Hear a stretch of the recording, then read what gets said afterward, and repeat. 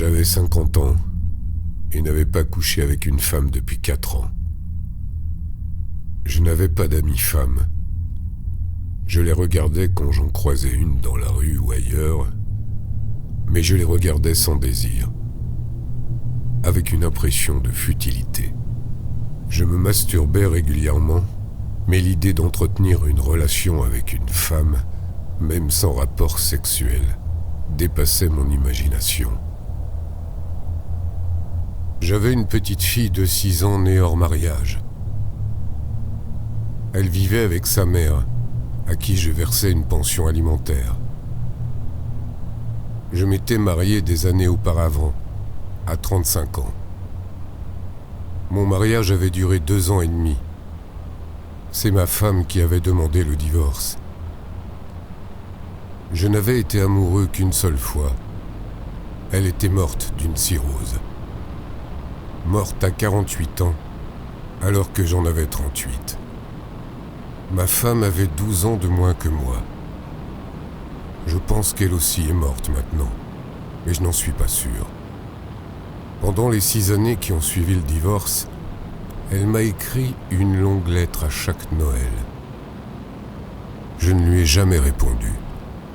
Je ne me souviens plus très bien quand je vis Lydia Vance pour la première fois. C'était il y a 6 ans environ. Je venais de plaquer mon boulot de postier que j'exerçais depuis 12 ans pour essayer de devenir écrivain. J'étais terrifié et buvais plus que jamais. Je me battais avec mon premier roman. Chaque nuit, en écrivant, je descendais une demi-bouteille de whisky et 2 packs de cibières. Je fumais des cigares bon marché, tapais à la machine, picolais et écoutais de la musique classique à la radio jusqu'à l'aube. Je m'étais fixé un objectif de 10 pages par nuit, mais je ne savais jamais avant le lendemain combien de pages j'avais noirci. Au petit matin, je me levais de ma chaise, allais vomir, puis retournais dans la pièce de devant pour compter les pages étalées sur le divan. Parfois, il y en avait 17, 18, 13 ou 25. Naturellement, il fallait dégrossir ou même jeter le travail de chaque nuit. J'ai écrit mon premier roman en 21 nuits. Les propriétaires de l'appartement où je vivais à l'époque, qui habitait au fond de la cour, me prenaient pour un cinglé. Chaque matin à mon réveil, je découvrais un grand sac en papier brun posé devant ma porte. Le contenu changeait parfois, mais d'habitude c'était des tomates, des radis, des oranges, des oignons verts, des boîtes de soupe, des oignons rouges. De temps en temps, je buvais de la bière avec eux jusqu'à 4 ou 5 heures du matin. D'habitude, le vieux disparaissait et la vieille et moi en profitions pour nous tenir les mains. Je l'embrassais même parfois, mais je lui en donnais toujours un gros avant de partir. Son visage était terriblement ridé, mais elle n'y pouvait rien. Elle était catholique et très mignonne quand elle mettait son chapeau rose pour aller à l'église le dimanche matin. Je crois que j'ai rencontré Lydia Vance à ma première lecture de poésie. Ça se passait dans une librairie de Kenmore Heath, le pont-levis. Une fois encore, j'étais terrifié. Génial, mais terrifié. Quand j'entrais, il n'y avait plus une place de libre. Peter, qui s'occupait de la librairie et vivait avec une noire, avait une pile de billets devant lui. « Merde, me dit-il, s'il y avait autant de monde chaque soir, j'aurais assez d'argent pour repartir en Inde. » J'entrais et ils commencèrent à applaudir. Pour ce qui est des lectures de poésie, j'allais vraiment casser la baraque. J'ai lu une demi-heure, puis annoncé l'entracte. J'étais encore à jeun et sentais les yeux me dévisager dans l'obscurité. Quelques personnes vinrent me parler. Puis, pendant une accalmie, Lydia Vance s'approcha. Assis à une table, je buvais de la bière. Elle posa les 2 mains sur le rebord de la table, se pencha en avant et me regarda. Elle avait de longs cheveux bruns, vraiment longs, un nez proéminent, et l'un de ses yeux jouait les filles de l'air. Mais elle dégageait une impression de vitalité. Vous saviez qu'elle était là. Je sentais des vibrations passer entre nous. Certaines étaient confuses, plutôt mauvaises, mais elles étaient là. Elle me regarda, je lui rendis son regard. Lydia Vance portait une veste de cowgirl en daim avec une frange autour du cou. Sa poitrine était tout à fait acceptable. « J'aimerais arracher cette frange de ta veste, » je lui dis. « On pourrait partir de là. » Lydia s'éloigna.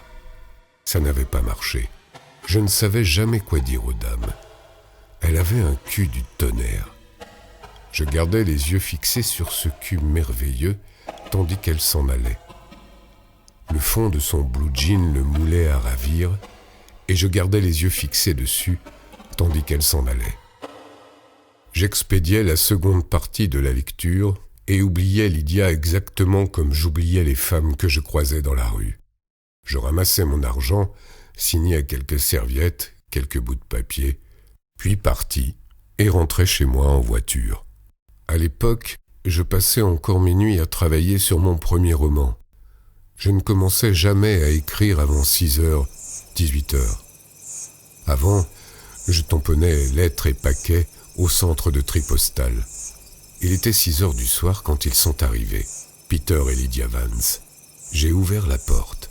Peter a dit « Regarde, Henry, regarde un peu ce que je t'amène. » Lydia sauta sur la table basse.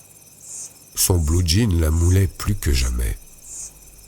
Elle secouait de droite et de gauche ses longs cheveux bruns. Elle était folle. Elle était miraculeuse. Pour la première fois, j'envisageais sérieusement de faire l'amour avec elle. Elle se mit à réciter des poèmes.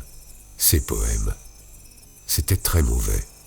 Peter tenta de l'arrêter. « Non, non, pas de poésie rimée dans la maison d'Henry Chinaski. Laisse-la continuer, Peter. » Je voulais regarder ses fesses. Elle trépignait sur ma vieille table basse. Puis, elle s'est mise à danser, à agiter les bras. Sa poésie était infecte, mais pas son corps ni sa folie. Lydia sauta par terre. « Tu as aimé, Henry ?»« Quoi donc ?»« La poésie. »« Pas vraiment. » Lydia restait plantée là, ses feuillets à la main. Peter la saisit à bras le corps. « Baisons !»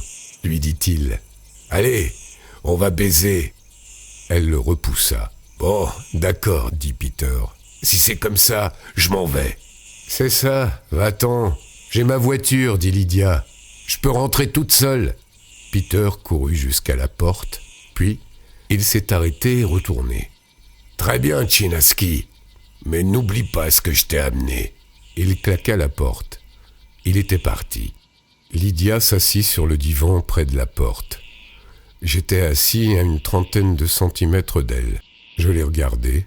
Elle me semblait merveilleuse. J'avais peur. J'ai tendu le bras pour toucher ses longs cheveux. Sa chevelure était magique. J'ai retiré ma main. « Tous ces cheveux sont vraiment à toi ?» je lui ai demandé. Je connaissais la réponse. « Oui ?» a-t-elle dit. « Ils sont à moi. » J'ai mis ma main sous son menton et très maladroitement, j'ai essayé de tourner sa tête vers la mienne. Je n'étais jamais très sûr de moi dans ce genre de situation. Je l'ai embrassé légèrement.